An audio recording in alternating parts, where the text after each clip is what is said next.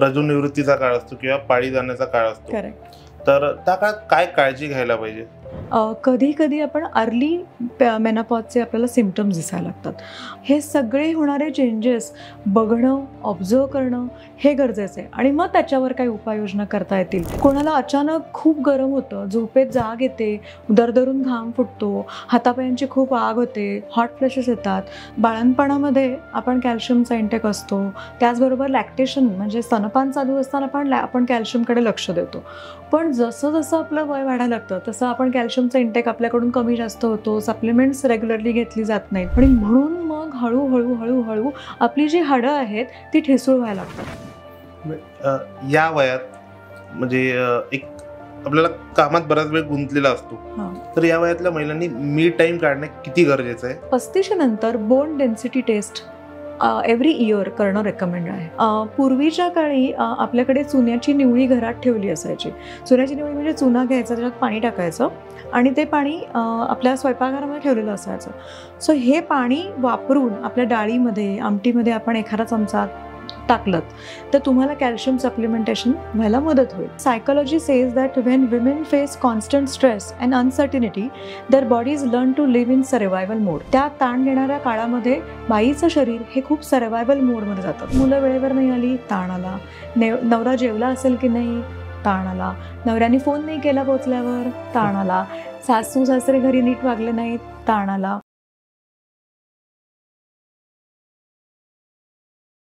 नमस्कार, आजच्या उघड उघडच्या पॉडकास्टमध्ये तुमचं स्वागत आहे. आजचा आपला टॉपिक आहे महिलांचे आरोग्य आणि आहार. महिलांचं आरोग्य आणि आहार यापैकी आपण आज चर्चा करणार आहोत 35 ते 55 वयोगटातील महिलांबद्दल. 35 ते 55 वयोगटातील महिला म्हणजे जबाबदारी, काम आणि संसाराचा गाडा चालवताना तारेवरची कसरत, आणि हे सगळं करताना त्यांचं जे स्वतःच्या आरोग्याकडे दुर्लक्ष होतं, स्वतःच्या ज्या हेल्थ इश्यूजकडे जाणीवपूर्वक दुर्लक्ष केलं जातं, त्याचे परिणाम काय होतात आणि ज्या आहारावरती दुर्लक्ष केलं जातं त्याचे लॉंग टर्मला काय परिणाम होतात हे आज आपण जाणून घेणार आहोत. आणि याबद्दल बोलण्यासाठी आपल्यासोबत आले आहेत परत एकदा nutritionist Avanti Damle ma'am. Ma'am, तुमचं उघड उघडमध्ये स्वागत आहे. नमस्कार, थँक्यू. मॅम, 35 ते 55 या वयोगटातील महिलांना बरेचसे आजार असतात किंवा आजारांची सुरुवात होत असते, तर याबद्दल आपण बोलूयात. पण त्याआधी मला सांग की 35 ते 55 वयोगटातील महिलांना तुम्ही कशा बघता? ओके, आता ना हे सांगायच्या आधी मी एक छोटीशी सिनेमातलीच गोष्ट सांगते. म्हणजे आय थिंक 90च्या दशकातला हा सिनेमा आहे, स्मिता तळवकर यांचा सवत माझी लाडकी. त्याच्यामध्ये रमेश भाटकरच्या तोंडामध्ये एक वाक्य आहे की 35 ते 45 ह्या वयोगटातली जी स्त्री असते ही बर्फीसारखी असते. आणि अशी बर्फी की तिच्याकडे तिच्या स्वतःची एक हेल्थ आहे, त्याचबरोबर ती मुलांचा सांभाळ करते, मुलं थोडीशी मोठी झालेली असतात, घरातल्या सगळ्या जबाबदाऱ्या पार पाडत असते, नोकरी करत असते, घर सांभाळत असते. पण हे सगळं करताना कुठेतरी एक एकटेपणा दिसतो, कुठेतरी स्वतःबद्दल एक इन्सिक्युरिटी निर्माण झालेली असते. तर ही सगळी जी प्रोसेस आहे, ही सगळी प्रोसेस आपण जर एका वेगळ्या अँगलने बघू शकलो आणि आहारातून काही बदल करू शकलो, व्यायामातून काही बदल करू शकलो, मानसिक आरोग्य चांगल्या प्रकारे राखू शकलो, तर ही जी जर्नी आहे हा एक प्रत्येक स्त्रीच्या आयुष्यातला सेकंड माइलस्टोन आपण म्हणू शकतो. म्हणजे प्रेग्नन्सी झाली की त्याच्यानंतर येणारा हा मोठा माइलस्टोन आहे. आणि मग अबाव 55 तर बऱ्यापैकी आयुष्य स्थिर स्थावर झालेलं असतं. तर हा प्रत्येक स्त्रीनी रेलिश करण्याचा, साजरा करण्याचा काळ आहे. ह्याच्यामध्ये तुम्ही स्वतःला थोडा वेळ देणं अपेक्षित आहे आणि वेळ देताना स्वतःची काळजी घेणं पण अपेक्षित आहे. आणि या काळात जो रजोनिवृत्तीचा काळ असतो किंवा पाळी जाण्याचा काळ असतो, तर त्या काळात काय काळजी घ्यायला पाहिजे?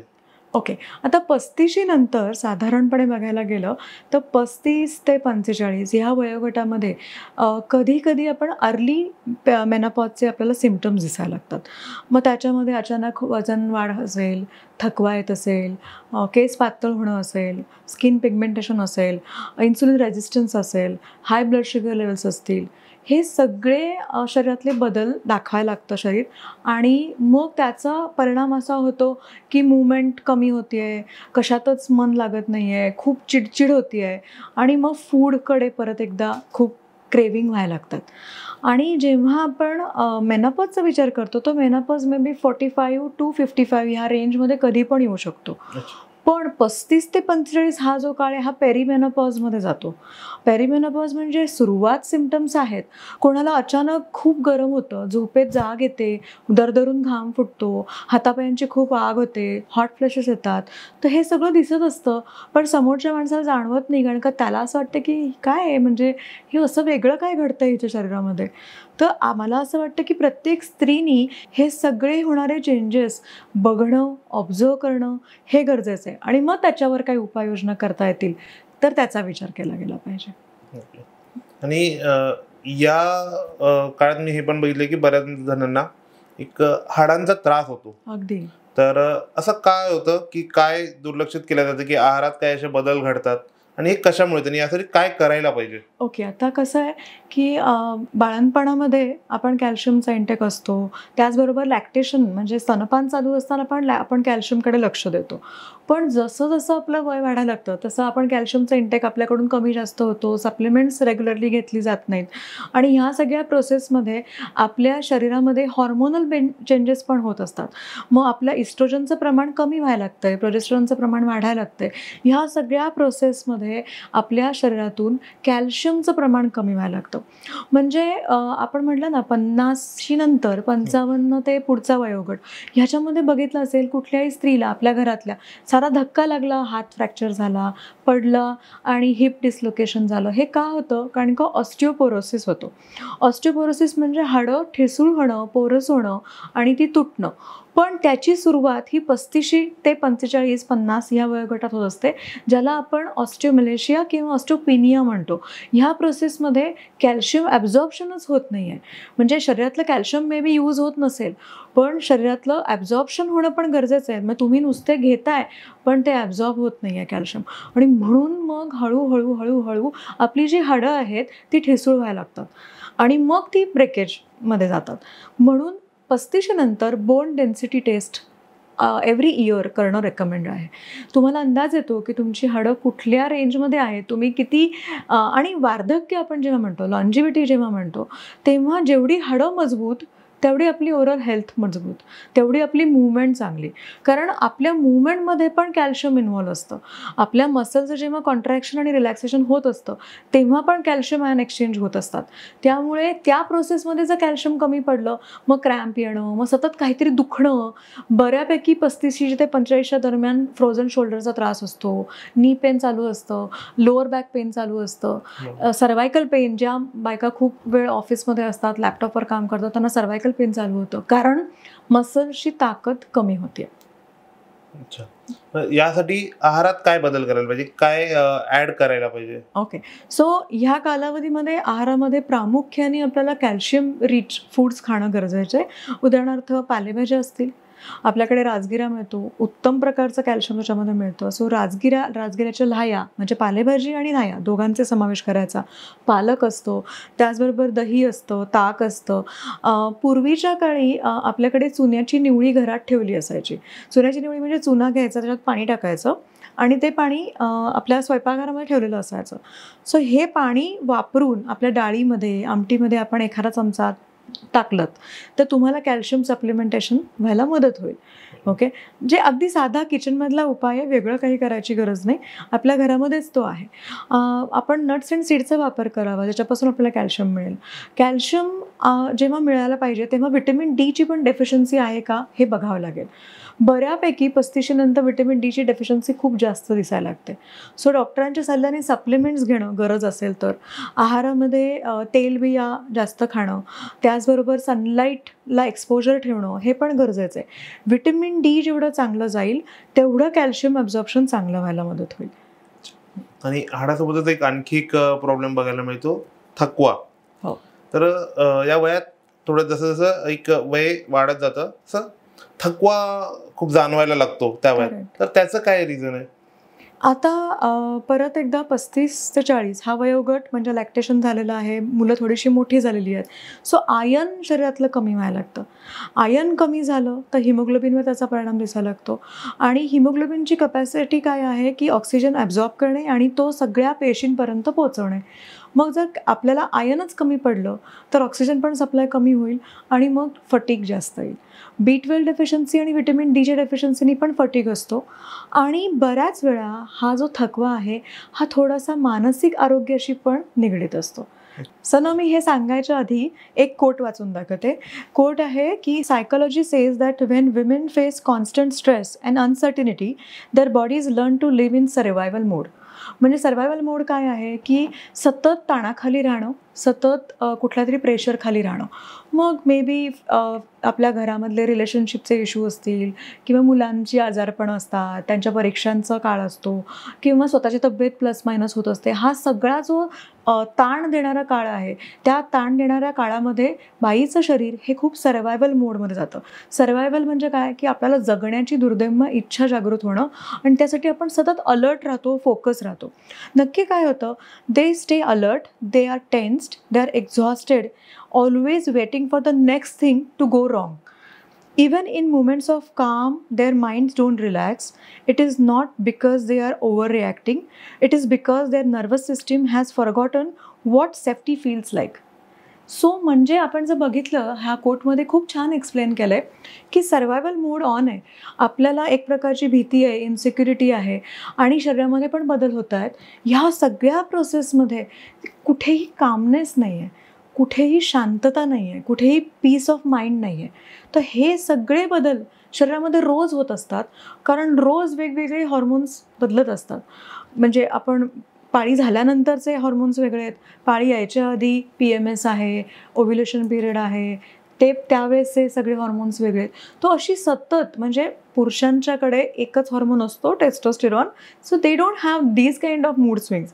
पण बायकांकडे खूप वेगवेगळे हॉर्मोन्स आहेत आणि त्यांचे मूड स्विंग त्यानुसार होणं अपेक्षित आहे. आणि ह्या सगळ्याचा परिणाम ताण घेणं ही एक त्यांची नॅचरल इन्स्टिंक्ट होऊन जाते. म्हणजे मुलं वेळेवर नाही आली, ताण आला. नवरा जेवला असेल की नाही, ताण आला. नवऱ्याने फोन नाही केला पोचल्यावर, ताण आला. सासू सासरे घरी नीट वागले नाहीत, ताण आला. आई बाबांकडे जाता आलं नाही, ताण आला. कारण का तिचे आई वडील पण म्हातारे होत असतात ह्या प्रोसेसमध्ये. तर ह्या सगळ्या छोट्या छोट्या गोष्टींचा तो ताण इथपासून चालू होतो की बाई नाही येणार आहे आणि मग ऑफिसला जायला उशीर होतोय, असाइनमेंट्स आहेत, डेडलाईन्स आहेत. इथपासून सगळे ताण एका स्त्रीवर ह्याच कालावधीमध्ये खूप येत असतात. आणि त्याचा परिणाम असा होतो की बरेच मी एक नेटवर एक जोक वाचला की आज इंटरनेट नव्हतं आणि फोन बंद पडला, म्हणून मी माझ्या बायकोशी गप्पा मारल्या, तशी मला ती चांगली वाटली.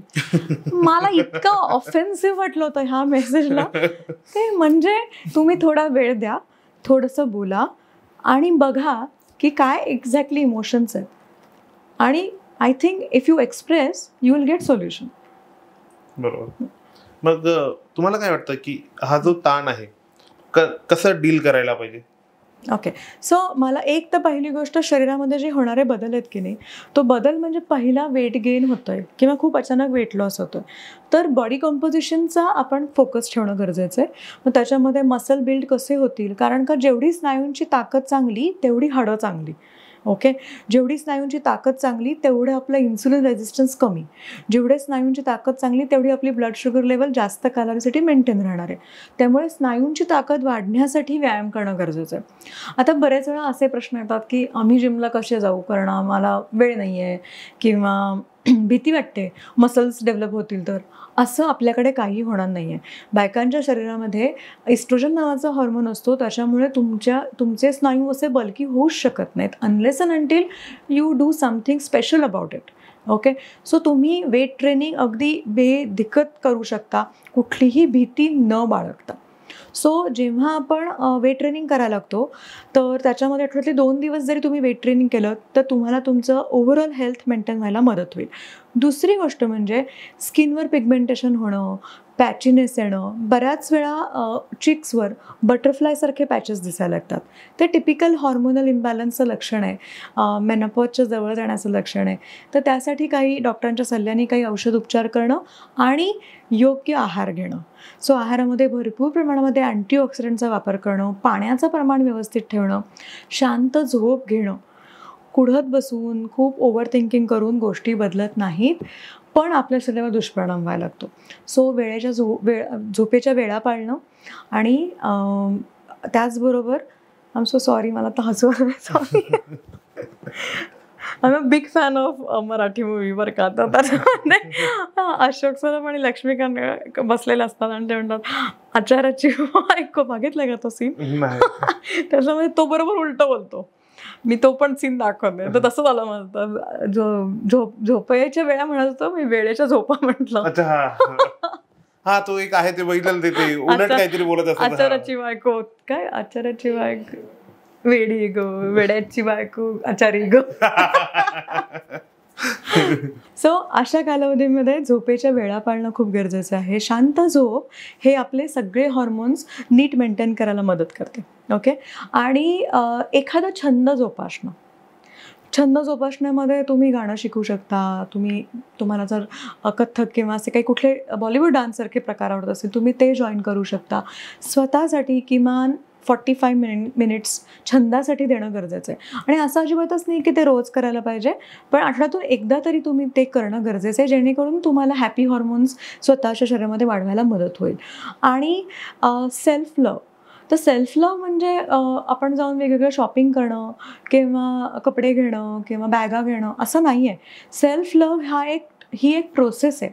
आणि सेल्फ लव्हमध्ये तुमचं दिवसाचं रुटीन कसं आहे, तुम्ही किती वाजता उठताय, तुम्ही त्याच्यानंतर काय काय करताय, दिवसाची सुरुवात तुम्ही चहा कॉफीनी न करता तुमच्या शरीराला जे पोषण देणार आहे ह्याच्यानी काही करताय का, खाण्यामध्ये सीझनल फ्रूट्स घेताय का, त्याचबरोबर जेवताना स्वतःसाठी वेळ काढून जेवताय का घाईघाईत पटकन उभं राहून. मी अशा कितीतरी बायकांना बघितलं आहे की त्या स्वतःचं ताट पण वाढून घेत नाहीत. त्या उभ्याच पटकन किचनमध्ये खाऊन घेतात, कारण का त्यांना काहीतरी काम आहे, त्यांना ऑफिसमध्ये मीटिंग आहे, पटकन डबा खायचा, उभ्याच काहीतरी पोटात ढकलायचं आणि कामाला जायचं. असं नाही करायचं आहे. सो ही थोडीशी स्वतःला वेळ देण्याची वेळ आहे आणि ती द्यायची आहे, जेणेकरून तुम्हाला हिलिंगला मदत होईल. आणि हे इन्सिक्युरिटी आणि आपण असं म्हणू शकतो की स्वतःबद्दल एक शंका निर्माण होणं, ही जी फेज असते ना, तर त्याच्यावरचा हाच उपाय आहे की सेल्फ लव्ह करणं, स्वतः प्रेम करणं. आणि स्वतः प्रेम करण्यामध्ये कुठल्याही प्रकारचा गिल्ट मानून नाही घ्यायचा की अरे मी आज 1 तास जिमला गेले, मग मी माझ्या मुलांना वेळ कमी दिला का, मी घरामध्ये कमी पडले का, मी ऑफिसमध्ये डेडलाईन अचीव नाही करू शकणार का. नाही. Things will fall in place if you are well. तुमची तब्येतच नीट नसेल तर कुठलीच गोष्ट नीट होऊ शकत नाही. त्यामुळे ह्या सगळ्या गोष्टी करायच्या आहेत. आपण नेहमी स्त्रीला देवीच्या स्वरूपात बघतो, जिला अष्टावधानी म्हणतात. अष्टावधानी म्हणजे ती 8 हातांनी वेगवेगळी कामं करत असते. आणि हे फक्त बायकांमध्येच होऊ शकतं. म्हणजे जर तुम्ही पुरुषाला सांगितलं ना की तू कुकरला भाजी चीर, भाजी फोडणीस टाक, कणिक मळून ठेव आणि फोनवर बोल, होऊ शकत नाही. आय एम सो सॉरी, सगळ्या पुरुषांचे मी खूप मनापासून माफी मागते, पण ही फॅक्ट आहे. बायकांचा मेंदू इतका प्रगत आहे की त्या 8 गोष्टी वेगवेगळ्या एका वेळेस करू शकतात आणि स्टील दे सक्सीड. म्हणजे मला आठवतं नेहमी घरी माझे वडील सुद्धा माझ्या आईला म्हणायचे की अगं तू एका वेळेस इतकी कामं कशी करतेस, because she is mentally prepared and physically prepared for that. So आपण अष्टावधानी आहोत हे आपण साजरं करण्याची गरज आहे. Being female or being I will say की in between 35 to 55 it is the best period of life, जो आपण साजरा करावा. स्वतः प्रेम करावं, स्वतःसाठी वेळ काढावा, घरच्यांची काळजी घ्यावी आणि आनंदी राहावं. या वयात म्हणजे एक आपल्याला कामात बराच वेळ गुंतलेला असतो, तर या वयातल्या महिलांनी मी टाइम काढणं किती गरजेचं आहे. आणि बऱ्याचदा असं होते की त्यांनी मी टाइम काढला तर ते गिल्ट बाळगतात. हे कसं टाळायला पाहिजे की का गरजेचं आहे मी टाइम काढणे? तर मी टाइम काढणं म्हणजे काय, तर तुमचं ऑक्सिटोसिन लेवल वाढणं. जेव्हा तुम्ही तुमच्या मुलाबाळांच्या बरोबर आहात, कुटुंबाच्या बरोबर आहात, तुमच्या झाडांच्या बरोबर आहात, तुमचा मी टाईम चांगलाच जाणार आहे आणि तो ऑक्सिटोसिन वाढणारच आहे. पण जेव्हा तुम्ही स्वतःसाठी काहीतरी करताय, तुम्ही व्यायाम करताय किंवा तुम्ही पळायला जाताय, तुम्ही मेडिटेशन करताय, योगा प्रॅक्टिस करताय किंवा तुम्ही एखादा छंद जोपासताय, तुम्हाला आवडेल म्हणून तुम्ही पेंटिंग करताय किंवा भरतकाम करताय, हा सगळा वेळ तुम्हाला रिजन्युएशनसाठी गरजेचा आहे. कारण एक साधी स्ट्रॅटेजी लक्षात ठेवायची आहे. आपला ग्लास पूर्ण भरलेला पाहिजे समोरच्या माणसाला अर्धा ओतून देण्यासाठी. जर स्त्रीचा पूर्ण ग्लास भरलेला नसेल आणि तो तिचा अर्धा असेल आणि ती तर she is women are always giver, they always give, त्या नेहमी द्यायची प्रवृत्ती असते त्यांची. सो ते जेव्हा देत आहेत तेव्हा त्यांचा पूर्ण ग्लास रिकामा होणार आहे. सो हॉर्मोनल इम्बॅलन्स होईल, physically they will be unfit, mentally they will be unfit आणि ultimately it is like a burden. मग हे नाही हो म्हणून मी टाईम देणं आणि त्याचा अजिबात गिल्ट न बाळगणं. सगळ्या स्त्रियांनी हे लक्षात ठेवावं की ह्या मी टाईमनी मी रिजन्युएट होणार आहे, माझ्याकडून अजून चांगल्या गोष्टी होतील, मी माझ्या मुलाबाळांची, सासू सासऱ्यांची, आईवडिलांची चांगल्या प्रकारे काळजी घेऊ शकेन, मी माझ्या कुटुंबाला वेळ चांगला देऊ शकेन, मी आनंदी राहीन आणि मी आनंदी असेन तर माझ्या आजूबाजूची लोक पण आनंदी राहतील. बरोबर. आणि जर समजा इनकेस त्या आनंदी नाही आहे तर त्यांचे त्या गोष्टीचा परिणाम त्यांच्या शरीरावरती होतो. बऱ्याचदा बघायला मिळतं की या वयोगटात महिलांच्या पोटाभोवती चरबी एक जमा झालेली दिसते. तर ते फक्त व्यायाम न केल्यामुळे होते की त्याचं काही दुसरे रिझन आहे? सगळ्यात महत्त्वाचं कारण म्हणजे कॉर्टिसॉल हार्मोन. कॉर्टिसॉल हार्मोन हा स्ट्रेस हार्मोन आहे. अतिरिक्त ताणामुळे पोटावर चरबी वाढायला लागते आणि ज्याला आपण व्हिसरल फॅट म्हणतो, जे युट्रस भोवती येतं आहे, पॅनक्रियाज भोवती येतं आहे, लिव्हर भोवती येतं आहे, फॅटी लिव्हर होती आहे, हे सगळं व्हायला लागतं आहे. सो ज्याला आपण ॲपल शेप्ड ओबेसिटी म्हणूयात.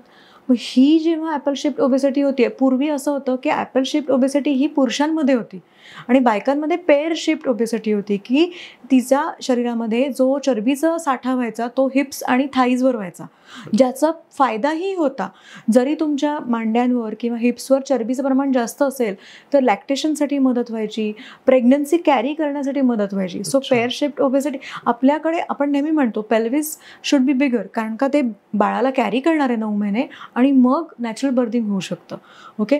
पण आता आपण बघतोय की काळ बदलला, प्रोसेस फूड इंटेक आहे, लॅक ऑफ स्लीप आहे, स्ट्रेस खूप जास्त आहे. ह्या सगळ्यामध्ये पोटावर चरबी बायकांची जास्त होती आहे. त्याचबरोबर 35 ते 55 ह्या वयोगटामध्ये युट्रस बल्की व्हायला लागतं, फायब्रॉइड्स व्हायला लागतात, गाठी व्हायला लागतात, पाळी अनियमित होती आहे. बऱ्यापैकी बायकांच्यामध्ये असं होतं की पाळी अनियमित आहे हे त्यांना असं वाटतं की ठीक आहे असंच होत असतं. असं नाही आहे. You need to consult a gynaec. तुम्ही प्रॉपर दरवर्षी पॅप्समियर आणि मॅमोग्राफी, मी जसं म्हटलं बोन टेस्ट करणं गरजेचं आहे, म्हणजे बोन डेन्सिटी चेक करणं गरजेचं आहे, तसं पॅप्समियर आणि मॅमोग्राम करणं गरजेचंच आहे. म्हणजे आपण म्हणू शकतो की अर्ली डिटेक्शन इज क्युअर. जेवढ्या लवकर आपण एखाद्या गोष्टीला पकडू शकू तेवढ्या लवकर आपण तो आजार आटोक्यात आणू शकू. बऱ्यापैकी तू बघितलं असेल की काही सेलिब्रिटी आहेत की 35शीत आल्यानंतर कॅन्सर झाला. ओके. सो हे का? कारण त्या रेग्युलर चेकअपमध्ये नाही आहेत. आपल्याला फुल बॉडी चेकअप करणं दरवर्षी गरजेचंच आहे आणि बायकांनी मॅमोग्राम आणि पॅप्समियर दोन्ही करणं गरजेचंच आहे. सो हे करावं. आणि पोटाची चरबी वाढते ही पहिली धोक्याची घंटा आहे, तो तिच्याकडे दुर्लक्ष नाही करू. बऱ्याच बायकांना असं वाटतं की पोटाची चरबी माझी बाळंतपणानंतर वाढली आहे, माझं C-सेक्शन झालं म्हणून माझी पोटाची चरबी वाढली आहे. पण असं नाही आहे. कोअर मसल लूज होत आहेत, मसल टोन कमी होतो आहे म्हणून जास्त त्रास होतो आहे आणि म्हणून ते सॅगिंग होतं आहे. तर आपल्याला टोनिंग करणं गरजेचं आहे, आपल्याला हॉर्मोन्स नीट करणं गरजेचं आहे. हे नॉर्मल नाहीये, नॉर्मल नाहीये, याची काळजी घ्यायलाच पाहिजे. आणि बऱ्याच असं झोपेचा या सगळ्या याच्यावरती परिणाम होतो का? की बऱ्याच जणांना एक झोप पूर्ण होत नाही, काही कामामुळे लेट झोपतात किंवा काय, तर या सगळ्या याच्यावरती परिणाम होतो का? आणि झोप पूर्ण व्हावी यासाठी काही न्यूट्रिशन रिलेटेड काही सजेशन? ओके. आता या 2 गोष्टी आहेत. झोप अपुरी व्हायचं, एक म्हणजे हॉर्मोनल इम्बॅलन्स आणि मग त्याच्यामुळे हॉट फ्लॅशेस होणं, छातीत एकदम धडकी भरल्यासारखं होणं, हार्टबीट्स खूप अनइव्हन होणं, म्हणजे खूप पल्पिटेशन, धडधड होणं, भीती वाटणं, हे होतं कारण का हॉर्मोनल इम्बॅलन्स होतात. आणि दुसरी गोष्ट म्हणजे कामाचा लोड आहे, आजूबाजूच्या काही परिस्थितीशी निगडीत करताना येणारा ताण आहे, डेडलाईन्स आहेत, असाइनमेंट सबमिशन्स आहेत, ह्या सगळ्याचा येणारा ताण आहे. तिसरी गोष्ट, lot of preservative rich food, sodium rich food असेल, शुगर रिच फूड असेल, ऑइली फूड असेल, चटपटीत फूड असेल, तर ह्या सगळ्याचा अतिरिक्त ताण, त्याच्यामुळे गट सिस्टीम जरा प्लस मायनस होते. ह्या सगळ्यामुळे झोपेचं खोबरं होतं आणि हे खूप कॉमन आहे. तर त्याच्यावर एक म्हणजे व्यायाम करणं गरजेचं आहे.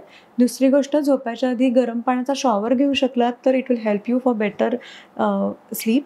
Second thing, add good magnesium in your diet. So डॉक्टरांच्या सल्ल्याने तुम्ही मॅग्नेशियम सप्लिमेंट्स घेऊ शकता. आता सोशल मीडियावर तर खूप सारे ॲडव्हर्टाइजमेंट्स पण येत असतात मॅग्नेशियमबद्दलच्या, पण आपल्याकडे नॅचरल मॅग्नेशियम मिळतं. पंपकिन सीडमध्ये आहे, पालेभाज्यांमध्ये आहे, त्याचा समावेश करूयात. So that you will get natural magnesium and that will help you for better sleep. आणि ब्रीदिंग टेक्निक, ब्रीदिंग खूप इम्पॉर्टंट आहे. म्हणजे मी माझ्याकडे काउन्सिलिंगमध्ये, आणि मी स्वतः पण म्हणजे 35मध्ये एवढी मला नव्हती अक्कल, पण आता when I am around 42-43 I have learned one thing, की ब्रीदिंगसाठी किमान 15 मिनटं सकाळी, 15 मिनटं संध्याकाळी द्यायचीच. मग त्यासाठी तुम्ही अगदी योगा मॅटवर बसायला पाहिजे का? अजिबातच नाही. तुम्हाला आवडते ते तुम्ही सिरियल ऐका, पॉडकास्ट ऐका, गाणी ऐका आणि त्यावेळेस तुम्ही ब्रीदिंग करा. त्याच्याने पण खूप फरक पडेल. एक प्राणायामामधला भ्रामरी नावाचा एक प्रकार आहे. Bhramari is making humming sound. So when you make humming sound that is going to trigger vagus nerve, जी पॅरासिम्पथेटिक नर्वस सिस्टीमला असोसिएट असते. ती काय करते, जेवढी स्ट्रेस लेवल वाढली असेल तेवढी ती कमी करते. म्हणून गाणी गुणगुणणारी माणसं जी आजूबाजूला दिसतात ती खुश असतात. तर सगळ्यांनी गाणी गुणगुणावीत किंवा भ्रामरी करावं. तुम्हाला पाहिजे असेल तर तुम्ही शांतपणे तुमच्या सोफ्यावर, तुमच्या खुर्चीवर बसून तुमचं स्पाईन इरेक्ट ठेवून तुम्ही नॉर्मल ब्रीदिंग करावं. ह्याच्याने खूप फरक पडेल. जेणेकरून तुमचा श्वास रेग्युलराईज झाला तर आलेला ताण कमी होईल आणि झोप चांगली लागेल. याचा एक स्ट्रेस डील करायला तर याची मदत होईल. पण त्याच्या व्यतिरिक्त आपल्याला बरेचसे आजार बघायला मिळतात, की जसं डायबिटीज झालं किंवा बीपीचा त्रास झाला, तर यासाठी काय काळजी घ्यायला पाहिजे? किंवा बरेचसे मिठावरती कंट्रोल नाहीये. आपल्या इथे तर सवयच आहे की ताटात काही गरज नसली तरी आपण मीठ देत असतो. तर ते कसं करायला पाहिजे? कारण की याचा परिणाम त्या महिलांवरती तर होतोच आहे, पण त्यांनी जर याच्यावरती कंट्रोल आणला तर ते बाकी परिवारावरती पण होईल. अगदी अगदी. तर हे कसं कंट्रोल करायला पाहिजे, याची काय काळजी घ्यायला पाहिजे? आता पूर्वीपर्यंत असा एक सायन्सचा डेटाबेस होता आपल्याकडे, की जोपर्यंत स्त्रीला पाळी येते तोपर्यंत तिला कार्डिओव्हॅस्क्युलर डिसीज होत नाहीत, कारण का इस्ट्रोजनचं प्रमाण जास्त असतं. इस्ट्रोजन हा असा हॉर्मोन आहे त्याच्यामुळे कुठल्याही प्रकारचा हृदयविकाराचा त्रास तिला व्हायचा नाही. पण आपल्या खाण्याच्या पद्धतीमध्ये होणारे बदल, स्ट्रेस आणि ओव्हरऑल लाईफस्टाईल चेंज, ह्या सगळ्याचा परिणाम असा दिसायला लागला की अर्ली कार्डियॅक डिसीज आपण म्हणू शकतो. तर BP सारखा त्रास असणं किंवा हृदयाशी निगडीत आजार होणं, ह्याचं पहिलं कारण तुमची लाईफस्टाईल. सो आहारामध्ये बदल करणं, त्याचबरोबर व्यायामाचा समावेश करणं, स्ट्रेस कंट्रोल करणं, ह्या 3 गोष्टी प्रामुख्याने करायच्या. मग बऱ्याच बायका असं म्हणतात की आम्ही पूर्ण बिनामिठाचं जेवावं का? तर अजिबातच नाही. बेचव अन्न हे तुम्हाला आनंद देऊ शकत नाही. त्यामुळे आपल्याला चवीपुरतं मीठ ही संकल्पना ठेवायची डोक्यामध्ये.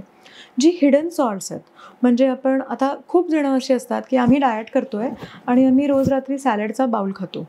ओके, तो सॅलडचा बाउल एक तर बाहेरून मागवलेला आहे आणि त्याच्यामध्ये वेगवेगळी ड्रेसिंग्स आहेत. So when you consume excessive ड्रेसिंग्समध्ये पण खूप प्रमाणामध्ये सोडियम जातं. जे काही टिकाऊ आहे ते मीठयुक्तच आहे, ते मिठाशिवाय होऊ शकत नाही. मीठ किंवा साखर काहीतरी एक जास्त टाकले म्हणून त्याचं शेल्फ लाईफ वाढलेलं आहे. ओके, सो हे अतिरिक्त हिडन मीठ आहे जे आपल्या आहारामध्ये जात असतं. बऱ्यापैकी पापड, लोणची, ताजं लोणचं आपण आहारामध्ये नक्की घेऊ शकतो, पण जी लोणची विकतची आहे ज्याच्यामध्ये अतिरिक्त मीठ आहे, पापड आहेत, तळलेले असे चटपटीत कुरुम असे पदार्थ आहेत जे जेवताना खाल्ले जातात, तर त्याच्यामुळे शरीरामध्ये एक्सेसिव्ह मीठ जातं. तर हे आपण थोडं कंट्रोल करणं गरजेचं आहे. आणि मी असं म्हणेन की स्पेशली जर आपल्याला अगदी BPला कंट्रोल ठेवायचं आहे तर एक खाणं तुमचं विदाऊट मिठाचं करून बघा, नॅचरल फूड खाऊन बघा, तर म्हणजे ब्रेकफास्ट तुमच्या ब्रेकफास्टच्यामध्ये तुम्ही अजिबात मीठ वापरू नका, तेल वापरू नका, साखर वापरू नका, असा ब्रेकफास्ट करून बघा तुम्ही. सो तुमचं एक खाणं विदाऊट सॉल्ट होईल and that will help you to maintain your BP. आणि जे हार्मोनल इम्बॅलन्स होतं त्यासाठी पण या गोष्टी उपयोगी पडतात आहे की त्यासाठी काही वेगळ्या गोष्टी करायला पाहिजे? अगदी अगदी हॉर्मोनल इम्बॅलन्ससाठी ॲज अ सेड, जेवढं मसल मास चांगलं जेवढी चरबीचं प्रमाण कमी तेवढे आपले हॉर्मोन्स नीट काम करणार. म्हणजे इन्सुलिन नीट काम करेल, आपले एस्ट्रोजन प्रोजेस्टेरॉन लेवल्स नीट राहतील, पाळी रेग्युलर येईल, मानेभोवती पिगमेंटेशन होणार नाही, स्किनवर पिगमेंटेशन होणार नाही. हे सगळे सूक्ष्म बदल व्हायला लागतील. पण बरेच वेळा अगेन 35 to 45 ह्या एज ग्रुपमध्ये अननेसेसरीली डिले करायचं एजिंग हा एक थोडा विचार दिसतो. मला असं वाटतं की you should love every phase of your life. कारण ही जी फेज असते ना, म्हणजे 20मध्ये तुम्ही सुंदर असता, तरुण असता, पण 40, 45, 50मध्ये तुम्ही सुंदर असता, तुम्ही विजडम असणाऱ्या असता. पण हा बदल आपल्याला जाणवला पाहिजे आणि हा बदल आपण ॲक्सेप्ट करणं गरजेचं आहे. म्हणजे आत्ताच एक माहीत असेल, एक ॲक्ट्रेस डेथ झाली because of anti ageing treatment. डॉक्टरांच्या सल्ल्याने इफ रिक्वायर्ड डेफिनेटली तुम्ही ती घेऊ शकता, पण त्याचा अट्टाहास करू नये. म्हणजे 20ली जीन्स 40शीत फिट नाही होणार आहे, कारण का शरीरामध्ये खूप बदल झाले आहेत. तुम्ही प्रेग्नन्सीमधून गेलाय, तुम्ही लॅक्टेशनमधून गेलाय, तुमच्या शरीरामध्ये बदल भरपूर होत आहेत, वेगवेगळे ताण आहेत. 20मध्ये तुम्हाला फक्त कॉलेजला जाणं आणि अभ्यास करणं हा एकच ताण होता.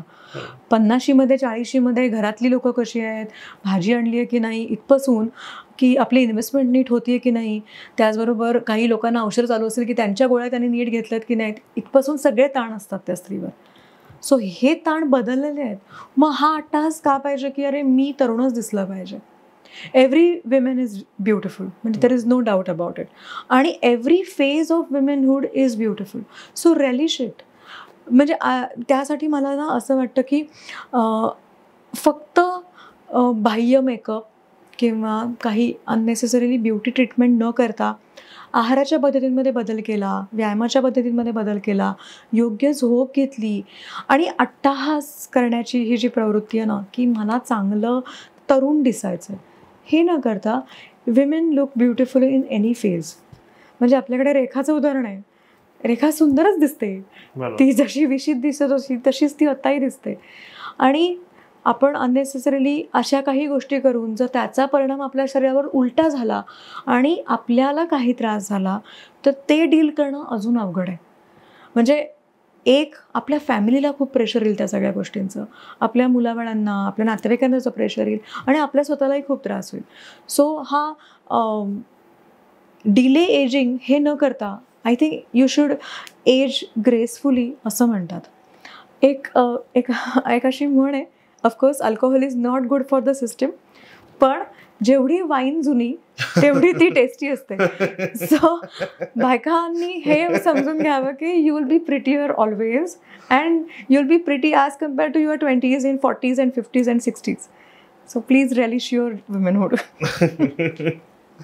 नाही ते तर आहेच, पण त्या व्यतिरिक्त असे काही बाह्य ट्रीटमेंट न घेता स्किन कशी एक फ्रेश ठेवता येईल किंवा बरेचसे बघायला म्हणजे जसं पिगमेंटेशनचं म्हटलं तुम्ही किंवा हेअरफॉलचे प्रॉब्लेम बरेच जाणवतात या एज ग्रुपमध्ये, तर ते टाळता यावे किंवा ते कमी करता यावे यासाठी घरगुती काय उपाय करता येईल? म्हणजे डाएटमध्ये आपल्या काय असे बदल करता येईल की ज्याच्यामुळे आपल्याला टाळता येईल किंवा स्लो करता येईल? ओके, एक हायड्रेशन भरपूर मेंटेन करावं, पाण्याचा इंटेक व्यवस्थित ठेवावा. किती घ्यायला पाहिजे इंटेक बरोबर? म्हणजे साधारणपणे आपण एक 14 ते 15 तास जागे असतो असं धरून चाललो, जास्तच जागे असतो पण तरी, तर दर तासाला 1 ग्लास पाणी आपण आरामात पिऊ शकतो. घोटघोट पाणी प्यावं, घटाघटा पाणी पिऊ नये. दुसरी गोष्ट म्हणजे आहारामध्ये कलरफुल फ्रूट्सचा वापर करावा, एस्पेशली डाळिंब, संत्र, मोसंब, पपई, पेरू यासारखी फळं जी व्हिटॅमिन C, व्हिटॅमिन A युक्त असतील, ज्याच्यामुळे कोलॅजन सिंथेसिस चांगले होईल, तुमची स्किन चांगली होईल. ज्यांना कोणाला छान ब्लशी स्किन पाहिजे त्यांनी आठवड्यातून कमीत कमी 2दा किंवा 3दा डाळिंब खावं आणि बीट खावं. बीटामध्ये उत्तम प्रकारचं नायट्रेट असतं, नायट्रेटमुळे सर्क्युलेशन चांगलं होतं, सर्क्युलेशन चांगलं झालं की स्किनवर ग्लो यायला मदत होते. ओके, तिसरी गोष्ट म्हणजे एक्सफोलिएशन करावं. एक्सफोलिएशनचा अर्थ असा होतो की आपल्याकडे अगदी ट्रॅडिशनल पद्धती अभ्यंग स्नानाची, त्याच्यामध्ये उठण्याचा वापर केला गेला. सो आपल्याकडे तांदूळाची पिठी असेल, मसुराची डाळ असेल, बेसनाचं पीठ असेल, एखादं फळ असेल, ॲलोवेरा असेल, ह्याचा काहीही तुम्ही कॉम्बिनेशन घेऊ शकता आणि use that as a scrub, जे तुम्हाला नॅचरली एक्सफोलिएट करेल, हायड्रेट करेल आणि स्किन ग्लोई दिसायला मदत होईल. तर हे आपण नक्की करू शकतो. व्यायाम मी म्हटल्याप्रमाणे त्याला तडजोड नाही, त्याला काही कॉम्प्रोमाइज नाही करून चालणार. आणि परत एकदा मला असं वाटतं की श्वास, तुम्ही कशा पद्धतीने श्वास घेताय, तुम्ही श्वसनासाठी काही करताय का, हे बघणं गरजेचं आहे. सो चांगल्या स्किनसाठी सुद्धा you need to start practising few breathing techniques that will help you for lustre and glow. म्हणजे आता जे तुम्ही सांगितलं की पाणी प्यायचं, तर ते त्या व्यक्तीच्या वजनावरती डिपेंड आहे की प्रत्येकाने सेम फॉलो करायचं? हां, साधारणपणे 1 लिटर पाणी आपण 20 किलो ह्या प्रमाणात घेणं अपेक्षित आहे. आणि मगाशी स्किनमध्ये अजून एक सांगायचं राहिलं की omega-3 एसेन्शियल फॅट पण आहारामध्ये असणं गरजेचं आहे. त्यामुळे कुठल्याही प्रकारचं फॅट डाएट न करता, माझ्या मैत्रिणींनी फक्त सॅलड खाल्लं, माझ्या मैत्रिणींनी फक्त सूप प्यायलं आणि तिचं अमुक वजन कमी झालं, no. Everybody is different, everybody has a different need of nutrition. Okay, so आहारामध्ये इसेन्शियल फॅट घ्यावं, ज्यामध्ये नट सीड्स असतील, ओलं खोबरं, सुकं खोबरं ह्याचा समावेश करावा, जेणेकरून इसेन्शियल फॅट मिळायला मदत होईल. याचं प्रमाण किती असायला पाहिजे, म्हणजे फळं किती असायला पाहिजे किंवा ड्रायफ्रुट्स किती असायला पाहिजे? हां, म्हणजे आहार तज्ज्ञांच्या सल्ल्याने आपण डाएट प्लॅन फॉलो करावा. पण ऑन एन ॲव्हरेज दिवसाकाठी तुम्ही एखादं फळ, हँडफुल ऑफ ड्रायफ्रुट्स ह्याचा समावेश करू शकता. तुमच्या भाज्यांवर किंवा तुम्ही काही पदार्थ बनवले त्याच्यावर ओला नारळ घालू शकता, सुकं खोबऱ्याचा वापर करू शकता, जेणेकरून you will get essential fat. Okay. आणि आता एक डाएट घेण्याचं हे झालं, पण त्या व्यतिरिक्त एक डाएटिंगचं जरा फॅड आहे की आपण सोशल मीडियाला बघतो वेगवेगळे डाएटचे प्रकार येत आहेत. तर ते कसं करायला पाहिजे, की सोशल मीडियावरती बघून करायला पाहिजे किंवा न्यूट्रिशनच्या सल्ल्यानेच करायला पाहिजे, किंवा घरगुती काही उपाय आहेत की त्याचा फायदा होईल पण त्याचे विपरीत काही असे परिणाम होणार नाही शरीरावरती? ओके, एक पहिली गोष्ट की पोर्शन साईज कंट्रोल करणं. म्हणजे आपल्याला आवडते म्हणून आपण त्याच्यावर ताव न मारता जेवढी गरजेची आहे, जेवढी आपल्याला भूक आहे त्याच्यापेक्षा थोडंसं कमी खाणं, जेणेकरून आपण ओव्हर इटिंगच्या मोडमध्ये जाणार नाही. दुसरी गोष्ट, जेवणाच्या ताटाला व्यवस्थित वाढून घेणं. उभ्या उभ्या बऱ्यापैकी बायकांना असं असतं की आहे त्याच्यातच खाऊन घेणं, किंवा बऱ्याच वेळा असं होतं की उरलं आहे म्हणून खाणं. So don't treat your self like a dustbin. हे उरलं आहे ते टाका माझ्यात, असं नाही आहे. जर तुमच्या शरीराला गरज असेल तर खा, नाही तर नका खाऊ. कुकिंग तुम्ही थोडं कमी करू शकता, अन्नपदार्थ थोडे कमी बनवा, जेणेकरून उरणार नाही. पण का आपल्याला अन्न वाया घालवायचं नाही आहे. पण वाया घालवायचं नाही आहे म्हणून तुम्ही खायचं आणि ओव्हरलोड करून घ्यायचं हे करू नका. सो पोर्शन साईज कंट्रोल करा, माइंडफुलनेस दाखवा. सो जेवढं गरजेचं आहे त्या त्या वेळेत त्या त्या प्रमाणात खाणं अपेक्षित आहे, जेणेकरून न्यूट्रिएंटची डेफिशियन्सी होणार नाही. काही न्यूट्रिएंटच्या डेफिशियन्सी असतील तर त्या त्यावेळेस रेक्टिफाय करून घ्या. म्हणजे उदाहरणार्थ प्रोटीनची डेफिशियन्सी आहे, आयर्नची डेफिशियन्सी आहे, कॅल्शियमची आहे, तर त्या तुम्ही त्या वेळेस रेक्टिफाय करून घ्या डॉक्टरांच्या सल्ल्याने. गरज असेल तर आहाराच्या पद्धतीमध्ये बदल करून, जेणेकरून डेफिशियन्सी होणार नाही. आणि एवढं सगळं करून, योग्य झोप घेऊन, व्यायाम करून पण रिझल्ट नसेल मिळत, तर definitely you can consult a qualified nutritionist who can help you out to design a exercise and diet programme. तुम्ही आता एक न्यूट्रिशन्सला एक कन्सल्ट करायला म्हटलं, त्यामुळे मला असं विचार वाटतं की आपण एक रॅपिड फायर करूयात की या आजारासाठी किंवा याच्यासाठी काय घ्यायला पाहिजे. जसं की आता स्किनसाठी स्किन फ्रेश दिसायला पाहिजे, पिगमेंटेशन नको, आणि एक ग्लो असला पाहिजे, यासाठी काय घ्यायला पाहिजे आहारात? प्रोटीन आणि पाणी. प्रोटीनसाठी सोर्सेस? प्रोटीनसाठी नॉनव्हेज असेल तर अंड्यातलं पांढरं, चिकन किंवा फिश ह्याच्यातलं काही पण चालेल. पण जर तुम्ही प्लांट बेस्ड खाणार असाल तर डाळी, उसळी, सोयाबीन, पनीर, दही, ताक याचा समावेश करावा. ओके.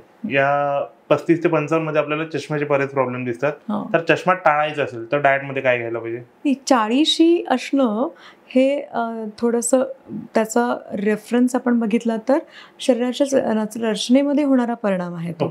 सो 40शी लागली तर ती आपण फ्लॉन्ट करावी असं मला वाटतं, कारण का 40शी ही तुम्ही दाखवते की तुम्हाला नॉलेज पण तेवढंच आलेलं आहे. So you should flaunt your 40शी. पण व्हायटॅमिन ए इंटेक चांगला ठेवणं गरजेचं आहे.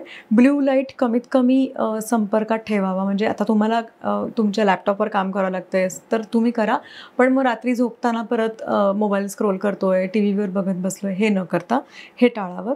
आणि अजून एक गोष्ट म्हणजे ब्रिदिंग टेक्निक्स करावीत जेणेकरून ताण कमी होईल अतिरिक्त, आणि डोळ्यांवर येणारा पण ताण कमी व्हायला मदत होईल. सो मध्ये मध्ये कामाच्या वेळांमध्ये बाकी दुसरं काही न करता डोळे बंद करून लांब श्वास घ्यावेत, जेणेकरून डोळ्यावर आलेला ताण थोडा कमी व्हायला मदत होऊ शकते. ओके. या वयात जर हाडांचा त्रास असेल तर काय घ्यायला पाहिजे? कॅल्शियम रिच फूड कंपल्सरी, आणि वेट ट्रेनिंग करणं गरजेचं आहे. जेवढं वेट ट्रेनिंग करू तेवढी स्नायूंची ताकद चांगली होईल. जेवढी स्नायूंची ताकद चांगली होईल तेवढे knee pain, back pain, shoulder pain हे कमी होईल. आणि कॅल्शियम रिच फूड जसं की राजगिरा, तीळ, पालेभाज्या, दही, ताक, पनीर ह्याचा समावेश करावा. ओके. केस गळतीसाठी जर आपण बोललो, पण बरेचसे केस पांढरे होतात काही प्रमाणात, तर ते टाळायसाठी काय करता येईल? केस ॲक्च्युली आपल्या ब्युटिफिकेशनचे व्याख्या बदललं पाहिजे असं मला वाटतं. नेहमी काळे केस असणं पण चांगलं लक्षण नाही आहे ना. म्हणजे यू नीड दॅट लिटल व्हाईटनेस. आणि सॉल्ट अँड पेपर लुक तर आता खूपच पिक्चरमध्ये आहे. सगळ्यांना वाटतं की आपले थोडेसे केस थोडेसे काळे आणि थोडेसे पांढरे असावेत, राईट? नाही झालं ते करून so colour variation is required for beauty, आणि we should flaunt that again. Second, पण मग तरी पण ग्रेईंग आपल्याला कमी पाहिजे असेल तर आहारामध्ये आयर्न रिच फूड खाणं गरजेचं आहे. पण हे थोडंसं जेनेटिकवर पण अवलंबून असणार आहे. ओके. पण आयर्न रिच फूडमध्ये पालेभाज्या येतील, अळीव येतील, त्याच्याबरोबर व्हिटॅमिन सी युक्त पदार्थ म्हणजे लिंबू, आवळा, कैरी ह्यासारखे पदार्थ असं कॉम्बिनेशनमध्ये खाल्लं तर आयर्न ॲब्झॉर्ब चांगलं होईल. खजूर खाऊ शकतो, काळ्या मनुका खाऊ शकतो, ह्याच्याने फायदा होऊ शकेल. पण ग्रेईंग झालं तरी त्याचं काही फार न्यूनगंड बाळगायची गरज नाही आहे. तर आता हे सगळं झालं आपलं की आतापर्यंतची कंप्लीट माहिती आपण बोललोय त्याच्यावरती, की काय करायला पाहिजे, काय टाळायला पाहिजे, आणि छोटे छोटे बदल कसे करता येईल आणि ते किती गरजेचे आहे. जर याला कंप्लीट एक समराईज करायचं जर म्हटलं तर तुम्ही एक या वयोगटातील महिलांना एक मेसेज द्यायचं म्हटलं किंवा एक थोडं गाईड द्यायचं म्हटलं तर ते काय असेल? ओके. तर ह्याच्यामध्ये एक पहिली गोष्ट, we don't need any validation. कोणाच्याकडूनही कुठल्याही सर्टिफिकेटची गरज नाही हे आपल्याला स्वतःला समजावून सांगणं गरजेचं आहे की तू बेस्ट आई आहेस, बेस्ट बायको आहेस, बेस्ट मुलगी आहेस, ही सर्टिफिकेटची गरज नाही आहे. आपण आपल्या कर्तव्यामध्ये कुठेही कमी पडत नाही होत ना, एवढं फक्त बघणं गरजेचं आहे. So we don't need any validation. Second thing, you should be happy with your own skin. You don't need any makeup, you don't need any beautification products, you don't need anything if you are comfortable in your own skin. So स्वतःला आपण जसे आहोत तसं accept करणं गरजेचं आहे. तिसरी गोष्ट म्हणजे स्टार्ट लव्हिंग युअरसेल्फ. हे करणं खूप गरजेचं आहे. तुम्ही स्वतःला डेव्हलप करण्यासाठी ह्या कालावधीमध्ये काय करू शकताय, म्हणजे एक्सरसाइजच्या स्वरूपात, स्पिरिच्युअलिटीच्या स्वरूपात, छंद म्हणून तुम्हाला स्वतःसाठी काय करावं असं वाटतं ह्याचा तुम्ही विचार करा. कागदावर लिहून काढा. तुमचा स्वतःचा व्हिजन बोर्ड बनवा. त्याच्यावर तुम्हाला दिसलं पाहिजे की 5 years डाऊन द लाईन तुम्ही कशा असणार आहात, म्हणजे तुम्ही कशा दिसणार आहात, तुम्ही काय कपडे घालणार आहात, तुमचं फायनान्शियल स्टेटस कसं असणार आहे, इथपासून ते अगदी छोटे छोटे डिटेल्स. आणि सगळ्यात शेवटची गोष्ट म्हणजे रोजचा दिवस साजरा करायला पाहिजे आपण. रोज of course there will be hurdles, there will be hiccups, पण रोजचा दिवस साजरा करूयात. आणि ह्या साजरा करताना ते बर्डन नाही वाटलं पाहिजे, ते प्रेशर नाही आलं पाहिजे. आणि समजा काही इश्यूज असतील, काही ताणतणाव असतील, त्याच्यावर पण आपण बघितलं आहे जेवढी क्रिटिकल कंडिशन असते तेवढ्यात जास्त चांगल्या पद्धतीने लोक कामं करतात. म्हणजे आपण म्हणू शकतो की आपल्या महाराष्ट्राची आपण ज्याला आई मानतो, राणी जिजाबाई, त्यांनी काय केलं, त्यांनी त्यांच्या मुलाला असं वाढवलं की समाज चांगला होऊ शकेल. अहिल्याबाई होळकर सती जायला निघाल्या होत्या, त्या परत फिरल्या आणि त्यांनी काय केलं होतं, त्यांनी एवढं सगळं संस्थान नीट केलं, लोकांची काळजी घेतली, त्या प्रजेच्या राणी बनल्या आणि एवढं सगळं धर्मासाठी कार्य केलं. त्याचबरोबर आता आपण बघितलं असेल की आपल्या प्राईम मिनिस्टर होत्या Indira Gandhi, even she was there to run complete country. So असं अजिबातच नाही आहे की आपण जेव्हा काही प्रॉब्लेम्स येतात तेव्हा आपण मोडून पडणार आहोत, असं अजिबातच होणार नाही आहे. स्वतःवर थोडासा विश्वास ठेवूयात आणि स्वतःवर प्रेम करूयात, जेणेकरून आपल्याला जे जीवित कार्य दिलेलं आहे ते आपण सक्सेसफुली पार पाडू शकू.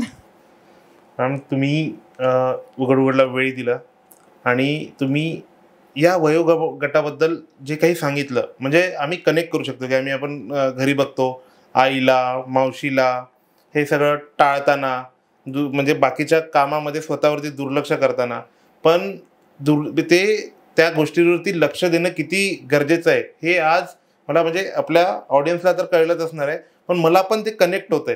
तर त्या विषयावरती तुम्ही एवढ्या बारकाईने आम्हाला समजून सांगितलं की त्याचं महत्त्व काय. आणि आज तुम्ही आलात, वेळ दिला आणि आम्हाला हे समजून घेण्यासाठी मदत केली, त्यासाठी खरंच खूप खूप धन्यवाद. Thank you so much.